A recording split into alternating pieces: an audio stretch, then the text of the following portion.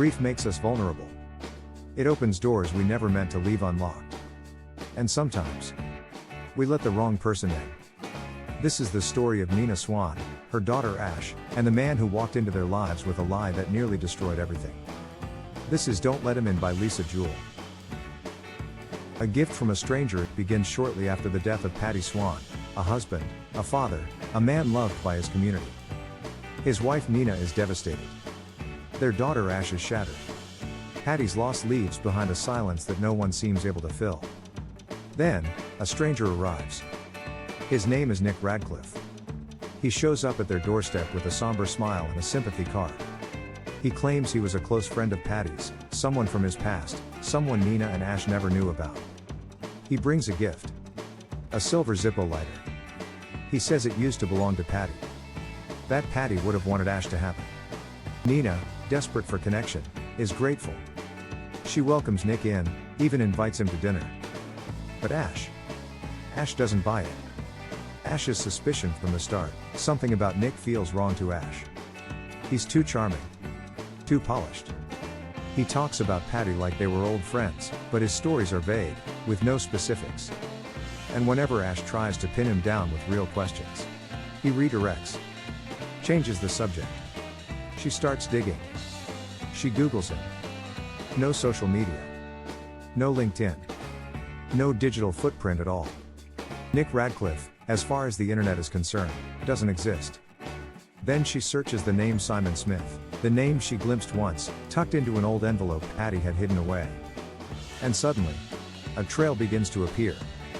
The web unravels in another part of England. A florist named Martha is also struggling. She's in a relationship with a man named Alistair. He's mysterious, soft-spoken, and constantly traveling for business. He doesn't like questions. He doesn't like her friends. And every time she tries to get close, he pulls away. But something about his behavior starts to feel familiar. Because Alistair is Nick. Nick is Simon. He has many names, many stories, and many victims.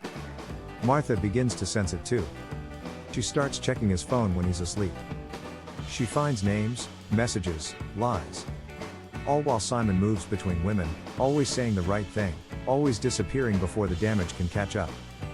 The other women Ash reaches out online and finds someone who knows what she's dealing with, Jane Trevally.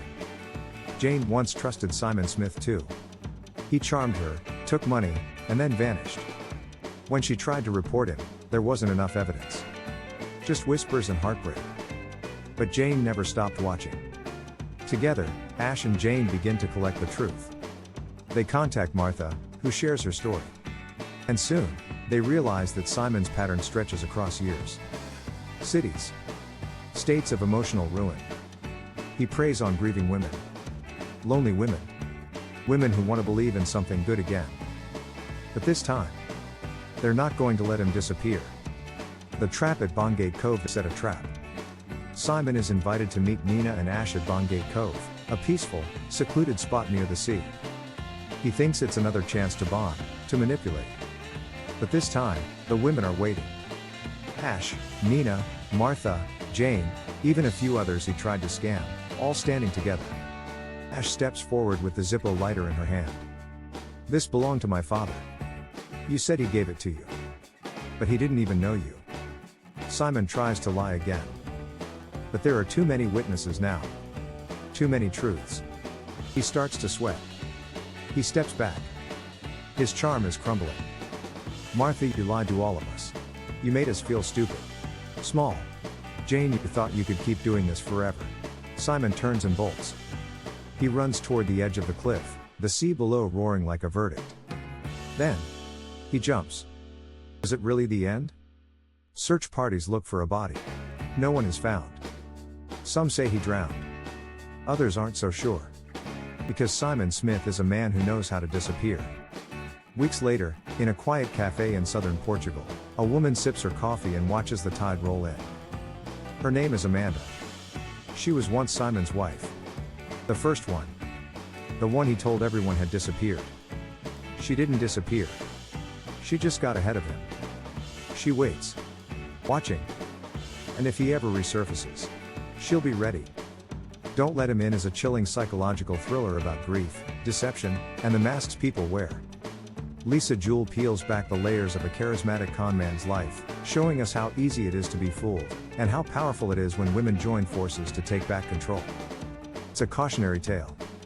Because sometimes the real monsters don't break in through the window. Sometimes, we invite them in ourselves. If you enjoyed this story, don't forget to like, comment, and subscribe to Soul and Syntax for more dark thrillers, true crime, and spine-tingling book summaries. And remember, don't let him in. Subscribe to Soul and Syntax with haunting book visuals.